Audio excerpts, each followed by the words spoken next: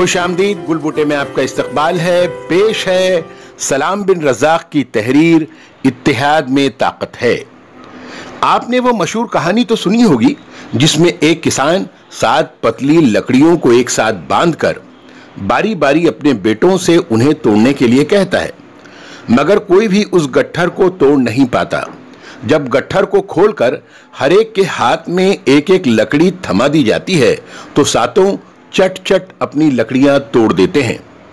तब किसान बेटों को नसीहत करता है कि देखो, जब तक तुम इत्तेहाद और मोहब्बत की रस्सी से बंधे रहोगे कोई तुम्हारा बाल भी बेकार नहीं कर सकता। जिस दिन इन लकड़ियों की तरह अलग अलग होकर मुंतशिर हो जाओगे, तबाही और बर्बादी तुम्हारा मुकद्दर बन जाएगी। ये कहानी हमें बताती है कि इत्तेहाद जिंदगी की अलामत और इंतशार मौत की निशानी है। इत्तेहाद सिर्फ एक लफ्ज ही नहीं, एक क़ुव्वत है, एक ऐसी क़ुव्वत जिससे पर्वतों का सीना चीरा जा सकता है और समंदरों की तनाबें खींची जा सकती हैं। पाताल की गहराइयां और खलाओं के लामहदूद फासले नापे जा सकते हैं। इत्तेहाद एक इस्मे आज़म है जिसके फैज़ से मुश्किल को आसान और नामुमकिन को मुमकिन बनाया जा सकता है। तारीख़ आलम शाहिद है कि जिन कौमों ने इत्तेहाद और इत्तेफाक को अपना नज़्बुल ऐन समझा, कामयाबी ने उनके कदम चूमे और जो कौम इंतशार का शिकार हुई, ज़लील व ख्वार हुई। इस कारखाने कुदरत में भी हमें जगह जगह इत्तेहाद के मज़हर मिलते हैं।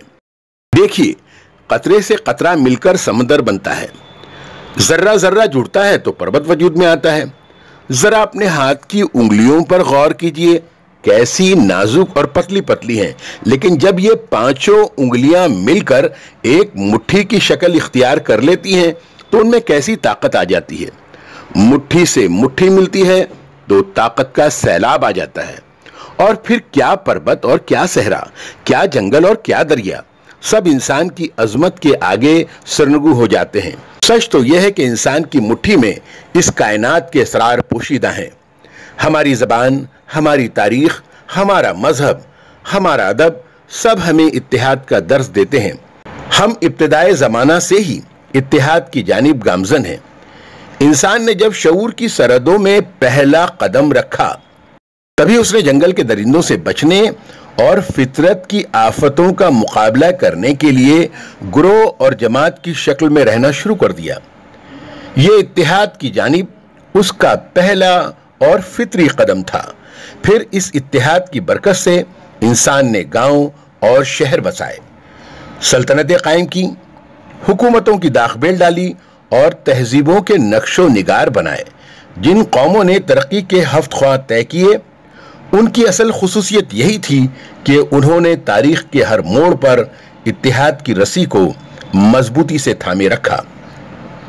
इत्तेहाद के बगैर मुल्क और कौम की तरक्की का तसव्वुर नहीं किया जा सकता, खुसूसन हिंदुस्तान जैसे अजीम मुल्क के लिए जो मुख्तलिफ तहजीबों का गहवारा है। इत्तेहाद बुनियादी ज़रूरत है, मगर हम ये उस वक्त कर सकते हैं जब हम हर किस्म के भेदभाव को भूलकर एक कौम, एक मुल्क और एक ताकत बनकर उठें। इसी में हमारी बका है और यही वक्त का तकाजा है। वो देखिए, वक्त हमें ललकार रहा है। अगर हमारे कानों में गफलत का सीसा नहीं पड़ा है तो हमें वक्त की पुकार को सुन लेना चाहिए। हमारे कौमी इंतशार का शिराजा अब इत्तेहाद के मकनातीस से ही यकजा हो सकता है। शायर मशरिक अल्लामा इकबाल कहते हैं, न समझोगे तो मिट जाओगे ए हिंदुस्तान वालों, न समझोगे तो मिट जाओगे ए हिंदुस्तान वालों, तुम्हारी दास्तां तक भी न होगी दास्तानों में।